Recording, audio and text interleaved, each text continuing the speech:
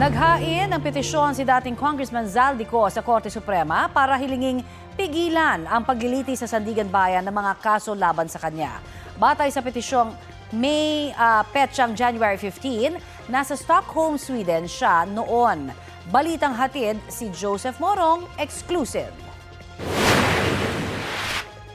Eksklusibong nakuha ng GMA Integrated News ang kopya ng petisyong ito na inihain itong January 25 sa Korte Suprema ni dating House Appropriations Committee Chairman Zaldico.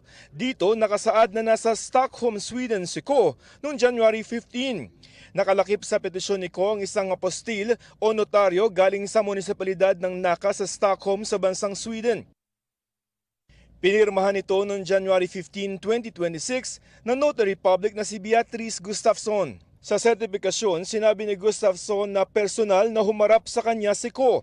Sinertipikahan din niya na na-verify niya ang pagkakakilala ni Ko at siya ang pumirma mismo sa dokumento. Pinirmahan ni Ko ang verification and certification against forum shopping para sa korte noong January 15 din sa Stockholm. Ang lokasyong ito ni Ko noong January 15, taliwas sa sinabi noon ng pamahalaan na nasa Lisbon, Portugal si Ko.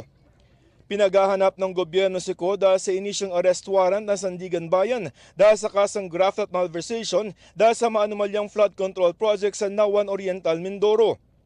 Kinansala na rin ang passport ni Ko. Pirmado ng mga abogado ni Ko ang petisyong inihain sa Korte Suprema. Nakita rin namin ang patunay na naihain ito noong January 25. Gusto ni Ko na maglabas ng temporary restraining order ang Korte Suprema para hindi maipatupad ni Ombudsman Jesus Crispin Remulla ang resolusyon nitong nagkakaso kay Ko. Gusto rin ni Ko na pigilan ang paglilitis ng mga kaso laban sa kanya sa Sandigan Bayan. Hiniling din niya na ipawalang bisa, baliktarin at gawing permanente ang injunction laban sa resolusyon ng Ombudsman dahil sa grave abuse of discretion o pag-abuso ng kapangyarihan. Sabi ni Ko sa korte, hindi raw siya nabigyan ng pagkakataon na sumagot sa mga aligasyon. Kung ang basihan daw ng Ombudsman ay ang interim report ng Independent Commission for Infrastructure o ICI, may karapatan daw si Ko na sagutin ang bawat isang pahayag o statement doon. Pero hindi daw siya nakapaghain ng counter affidavit dahil na naghain daw ang Ombudsman ng order to submit counter affidavit sa pinakahuling address ni Ko at wala siya doon. Hindi raw sumubok ng ibang paraan ng Ombudsman at itinuring ng tinanggap ang order na paglabag umano sa karapatan niya sa konstitusyon. Hindi rin daw binigyan ng akses sa mga abogado ni Ko sa kopya ng kaso sa kabila ng ilang beses nitong pagsulat. Minadali din daw ng Ombudsman ang kaso laban kay Ko. Binaliwala din daw ng Ombudsman ang finding ng ICI na wala itong inirerekomendang kaso laban kay Ko dahil meron lamang itong beneficial ownership ng kumpanyang SunWest na umano'y sangkot sa anomalya na hindi raw sapat para makasuhan o masintensyahan si Ko.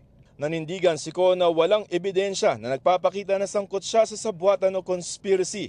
Hindi rin daw tumakas si Ko dahil umalis siya sa bansa noong July 19, 2025 sa official medical leave. At ang galit daw ng publiko sa flood control scandal ay nagdulot ng banta sa kanyang buhay kaya hindi siya makabalik sa bansa. Hinihingan pa namin ng pahayag ang Ombudsman. Kinumpirma sa GMA Integrated News ng abogado ni Ko na si Atty. Ruy Rondain ang tungkol sa paghahain ng petisyon pero hindi siya tumugon sa mga tanong tungkol sa kasalukuyang kinaroroonan ng kanyang kliyente. Joseph Morong nagbabalita para sa GMA Integrated News.